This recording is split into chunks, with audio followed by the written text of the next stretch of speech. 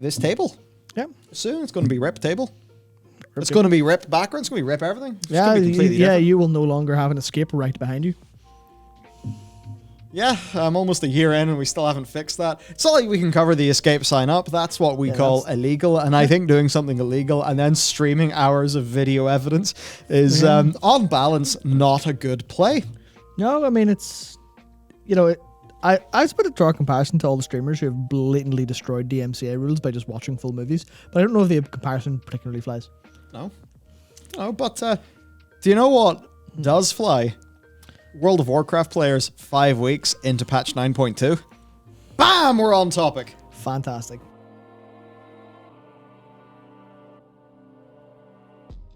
I'm so sorry. Yeah, no, it was good. That's why, yep. In 11 days, patch 9.2 will hit live servers, which means that I can think about playing a new mage and then think about running lots of Torghast to get caught up. Which I'm not looking forward to, but actually playing Frost Mage, I am now looking forward to, and maybe a part of that is we have an interesting little story regarding Frost Mages soon. That'll be interesting to more than just Frost Mages, because it is actually an example of Blizzard kind of firing on all cylinders and being really reasonable. Oh yeah, it's indicative of, turns out the forums were useful. And I don't mean in a sarcastic way, I mean literally, they're being used the way God intended. Don't think he made forums, That would be taking intelligent design a bit far, but when forums are designed for people to communicate back and forward, as opposed to just vomit onto the internet and run away. I'd like to think the big man didn't make the MMO champion forums. Oh, God. Oh, yeah. Oh, dear. So, yes, patch 9.2 comes out in 11 days. And to a lot of people, that was just, I think the reactions were generally, oh, finally, good, we can play the patch. Yeah. I think some of the other reactions are, really, Blizzard, you couldn't have told us this sooner. Now, on that, Mike Ybarra, the leader of Blizzard, actually, president, is he? Whatever he is. Ybarra basically, I don't have the tweet up, but he basically acknowledged in a tweet that, yeah, it would be ideal if this was more in advance, which I thought was really nice because, I mean, Mike Ybarra kind of... he's sometimes a bit more talkative about WoW than sort of anything from the dev team is. And certainly this is something players have been wondering about. So it's good that he was there. So I suppose that means that Blizzard probably has an intent to let us know a little bit more in advance for things like these patches. Yeah. As for this one, I think we all basically know why we've only just found out. This is probably as soon as they could reasonably do it. And, given that we are literally having design changes the build before release candidate, or maybe design changes coming in the release candidate, I think that maybe just twigs on that this one's down to the wire. And that's why we only know so soon. And here's the tweet. So, he says this. Meeks comes in.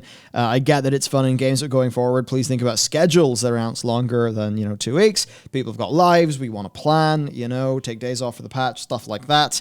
And he agrees in general.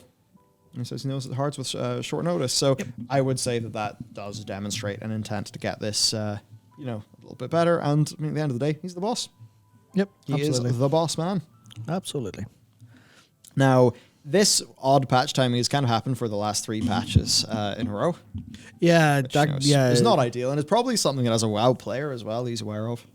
Yeah, Dagor brought that up saying this is the 3rd time in a row. It's been literally 12 days before Thursday, 6 p.m. That's it. That's what they've done. And, I think it's awkward because you're like 12 days. I don't know. Well, this does make it seem like this is the kind of the way that they do it. Well, yeah, it is just that. Yeah. One thing I've got to say though. Now this isn't their fault because I know they would have wanted this patch to have been out far sooner if they could have. Yes.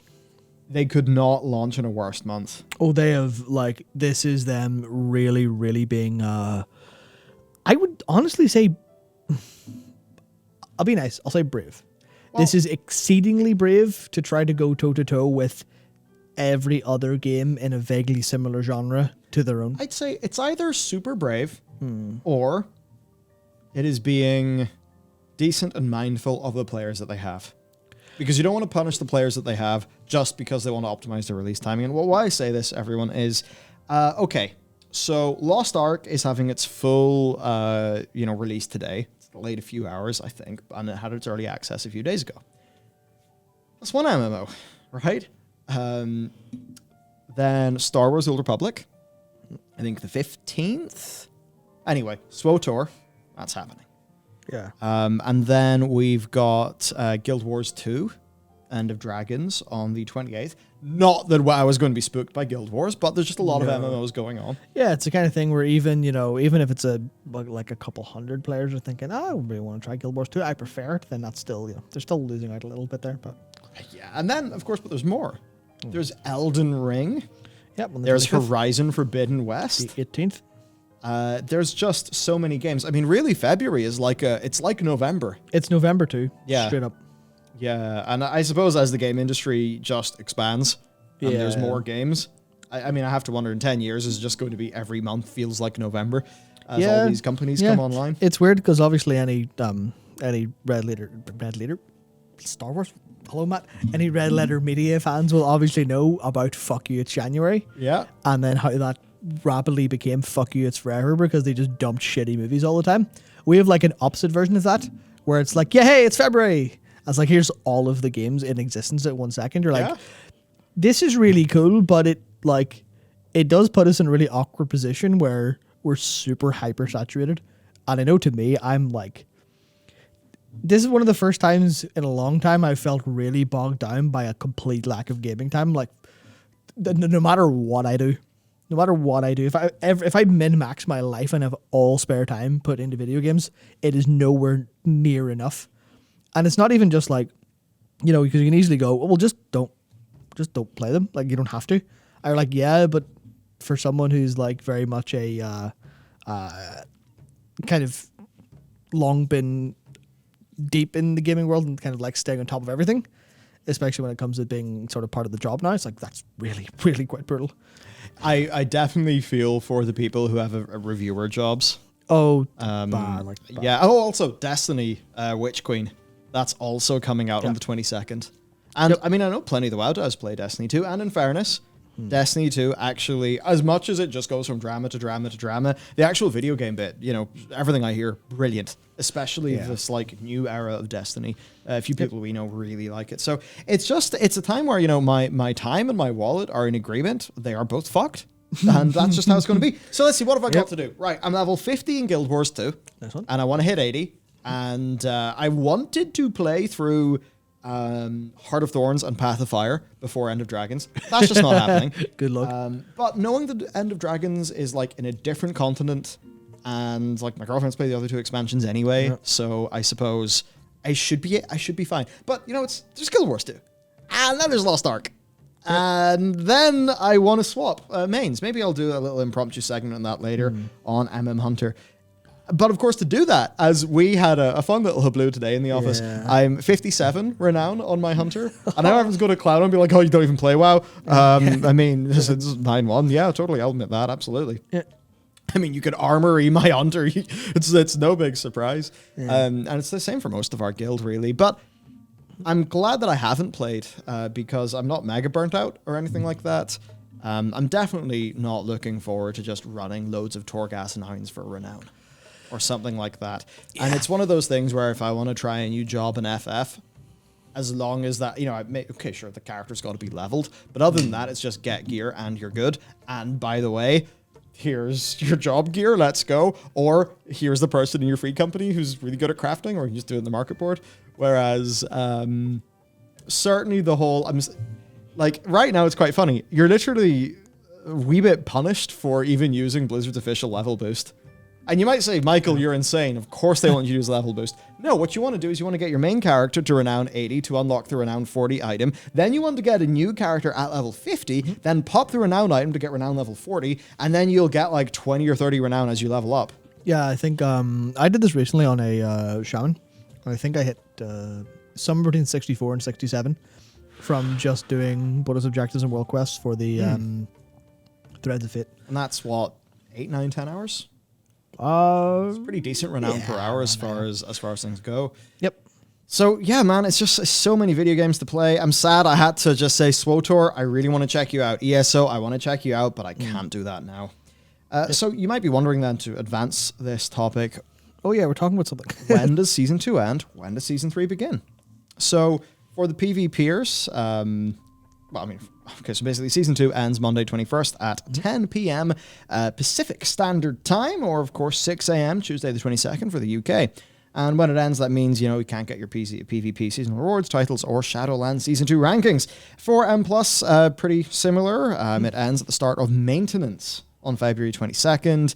And with the season's end, ratings that qualify for the top 0.1% Tormented Hero title and achievement will be recorded, and that will be rewarded during the following weeks as the season ends. So do not faction change. Do not do that. No. Now you've no, I was say now you have less reason to, but not till 9.2.5. Off season then. So for 1 week at the end of season 2, it's going to be the off season, and that means you can still queue for rated PvP and earn appropriate rewards, but the leaderboards will be locked. And for M+ dungeons, you can still do them, but it will be season 2 affixes and rewards. Your Mythic Plus rating can still be accumulated, and achievements will be available except for the Tormented Hero 1. So, there you go. That's what's going on. Once that ends, Shadowlands Season 3 will begin on the week of the 1st of March with each region's weekly reset. Indeed. You might be then wondering, when can you go in to the sepulchre of the first ones? Answer to that is March the 1st, Normal Heroic, March the 8th, Mythic, and then the last 3 bosses of Normal and Heroic, and also LFR Wing 1. Then March the 22nd for LFR Wing 2, April 5th, LFR 3, and April 19th, LFR Wing 4. And then also a few things that we know. So the Glory Mount, and in fairness, you guys know me, I do... It's like the tone of the sort of sci-fi-ish lore I haven't liked, but the sci-fi I've generally liked quite a bit. The aesthetics are nice, yeah. Yeah, and even for the Marvel movies, I kind of liked the sort of sci-fi fantasy stuff they put in with Thor. Oh yeah, I mean, I honestly, it's pretty neat. So yeah. I'm down for these. I know a few people who don't like the Mythics of Alf mount. I'm never going to get it, but I think it's a dope mount. I really like it. I really like the ahead of the curve one as well. Yeah, it's just Colossus. I hope there's a way that we can get rating, because I mean, I don't know. I haven't checked in with the guild. I know I'm going to go Frost Mage. I know you're going to go Healing, but I don't know. It's guild. Anyone come, please. It's awkward. Pop and Tuft, please return, please, please. Yes, we're begging you. I mean, we can't even get boost runs as conveniently anymore. Well, yeah. By the way, never did that.